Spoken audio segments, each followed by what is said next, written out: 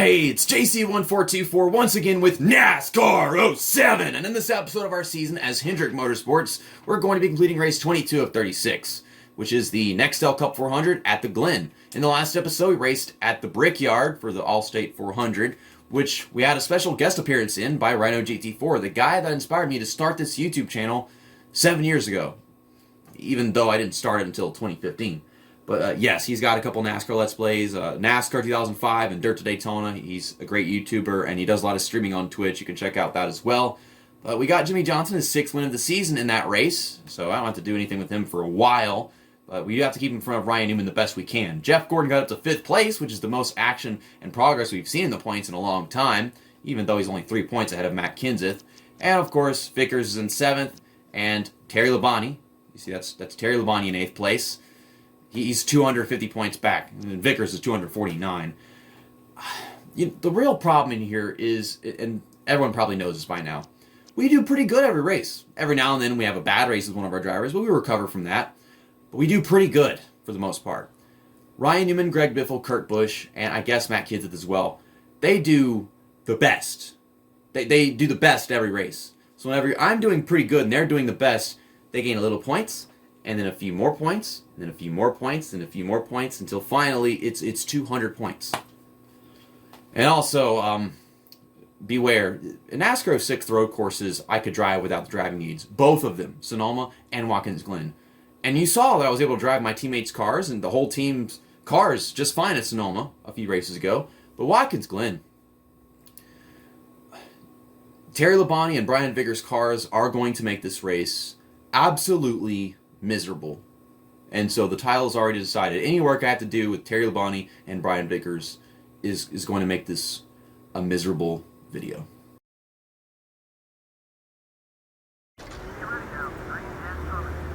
So, still got the driving aids off, of course, and Jimmie Johnson's car, it's fine. I can drive this car just fine here at Watkins Glen.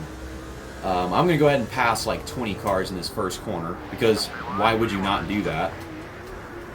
Don't hit Stewart. Okay, I dapped him a little bit. That's not even a word. At least I don't think it is, but gotta find a word for something. Turn this thing. I'm trying to angle it right. Also, if you touch a car driving through the uphill S section at Watkins Glen in this game, much like in the other EA Sports NASCAR games, your car gets sucked into the ground by Satan himself. And it is horrifying, so let's not touch somebody in that turn. And then there's Vickers starting in the middle of the field, which makes this race a pain in the ass. A true pain in the ass, and you know it. Ugh, they go really wide. There goes Vickers making the passes, something I could never do with this car. This game is not reasonable.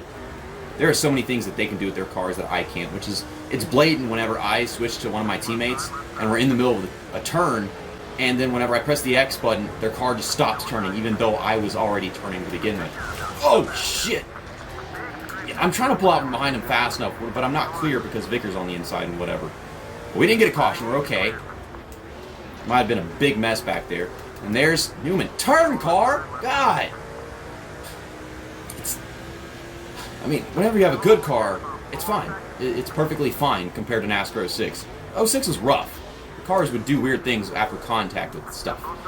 But in here, it responds way worse. And I'm just trying to get past Newman so that we can gain some points on him at the least. Okay, we'll pull up in front of him. Give Streamy the bump. Slingshot past him and this fancy driver that is running in 13th place. What is that? I don't know. I can't read the decals and stuff. Let's get Jimmy out of these guys a good bit. I figure, JC, you've got so much work to do with Vickers, and you haven't switched to him yet. You're ahead of Ryan Newman. Why are you staying here? Like, I can't drive Vickers' car. I cannot drive it. But I do want that thing to finish up front. I think what I'm going to do is I'm going to switch to him just before pit stops begin, and I'm going to have Vickers take no tires, which will be impossible for me to drive without bringing out a caution, by the way, but I'll do my best. It's past you guys. I'm trying. I did not get clear whatsoever. Okay, damn it, Jeff Green. Okay, there we go. Handle this, handle it. And it seems Bobby Labonte is leading this race after 2 laps. Cool, wicked badass. We're making great progress with Jimmie Johnson right now, so let's just stay positive. Jimmie Johnson is gaining lots of ground on Ryan Newman. Cool. There is Terry Labonte running in 3rd place. So Jeff Gordon and Terry Labonte, they started great here. I will not be doing any racing as Terry Labonte. So that already solves one problem. Jeff Gordon, he's got 5 wins, so I don't really want to see him win this race. But Vickers, he's at 4 wins. Same with Terry Labonte. Oh my God. Kurt Busch, you're dumb. You're so dumb. Like, you just totally drove that corner acting as if I wouldn't hit your quarter panel. And you're only lucky that you didn't. It's just, you can't go through that turn side by side. You don't know what the hell they're going to do. They're actually pretty aggressive in the bus stop. Why? Why are you doing this, you ding dong? Get Jeff Gordon going for lead on Terry Labonte. I mean, Bobby Labonte. Well, whatever. Some Labonte. You got our Labonte, and he's not even real. And then you got that other Labonte, and actual Bobby in the Cheerios. So 3 laps are complete. Jeff Gordon, Terry up here. And we're getting Jimmy Johnson to the field really good. Let's try to put some cars between my teammates and Greg Biffle, who's also in the points battle. I just forced him off the track. Great. He only lost 1 spot from that. And I want you guys to gain points, so I don't know if I really want to pass them. I think now is the time to switch to Brian Vickers. Albeit I am very scared. Here we go. Vibration as I get to his car because I guess the transmission. He started like in the 20s somewhere and he's 19th now. That's okay. Let's just be careful. You guys go really freaking wide here. I don't want to pass this guy, but he's just doing bad. Man, I feel how much worse this car is. And I said that the title of this video would be just miserable. That's all it's going to be. And we're not actually miserable yet. Let's just get through these last 2 corners safely and soundly. Don't spin the thing.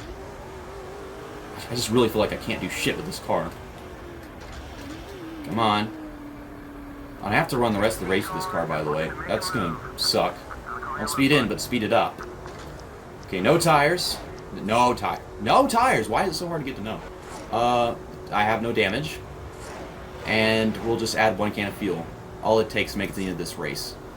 I don't think we can make it on 0.5.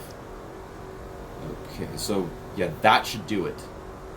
Yeah, you can't adjust tire pressure because you're not getting tires, which is something cool about this game. I don't know if that actually works with the NASCAR Heat games or any of the other ones where you can't adjust your tires unless you're changing them. But some stuff like that does not make up for how much of a mess it is to drive these things. So we're the first one off pit road by a pretty damn good bit. And now I have to make laps with Brian Vickers' car. His tires are somewhat worn, and the car is very bad. I only beat Bobby Labonte off pit road by like a second. So even if we can't win this race with Vickers because of how hard it is to drive, at least I'll be able to say we finished up front with this guy. There goes Jeff Gordon, Jimmy Johnson, and Terry Labonte down pit road all at once. They might lose ground for taking their pit stops after the first set of cars, which would suck. I'm just going into sweat mode, making sure I don't wreck this thing.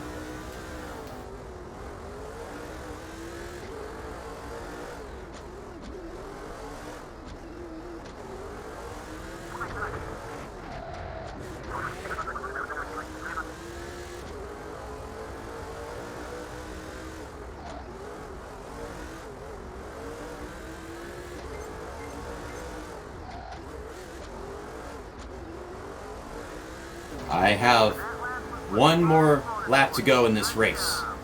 1 lap to wreck this freaking car and a caution not come out. Oh my god.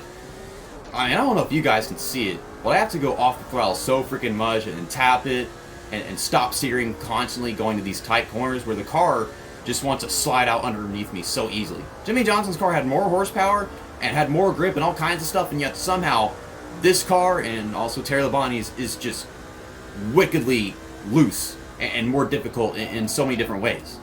It doesn't show because I'm so practiced at this freaking track knowing what the hell I'd be going through.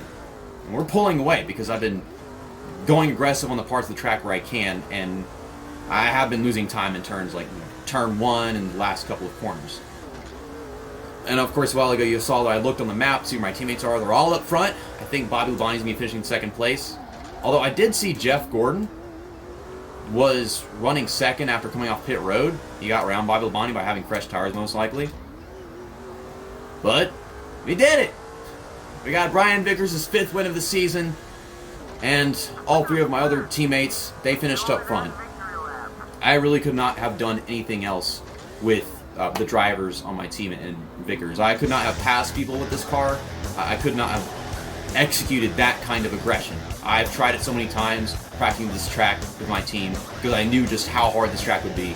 And yeah, I can't do it. That's all I can do is drive a very conservative lap and not take tires. And yes, I know I'm trying to do donuts, and I am not being oppressive whatsoever. So, there's a little donut.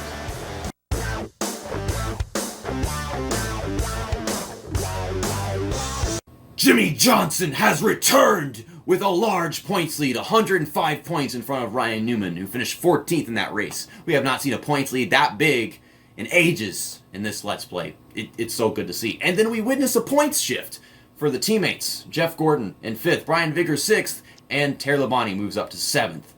And no more 6th, 7th, and 8th. It's 5, 6, 7. I love this. I know it says 200 points, but that's really just how far Jimmy Johnson's ahead. And considering he gained points and everything right there, nothing would really change for that number. But the distance between Newman, Biffle, and Busch for our teammates, it definitely did shrink. You just might not notice it whenever it doesn't really tell you the statistic that you want to know. It only tells you how far they're behind the leader. Like it says right here, Terry Labonte only gained 5 points on the leader. He did gain a bunch on Newman, Biffle, and Busch. Mostly on Newman, which is good. He just finished so badly in that race. We don't get enough of that. We don't get enough of Ryan Newman sucking. Come on, Gabe. He wasn't that good in 2006. If anything, it was Matt Kenseth and Greg Biffle, Dale Earnhardt Jr., Tony Stewart, but I don't know, freaking Newman. He was okay. But next up is the GFS Marketplace 400 at Michigan International Speedway, race 23 of 36. Last time we came to this track, one of our teammates died, so it's kind of like the 2001 night race at Daytona all over again. You're coming back to this place, and it's like, oh God. Turn 4. Oh. See you next time. That's that, and episode over.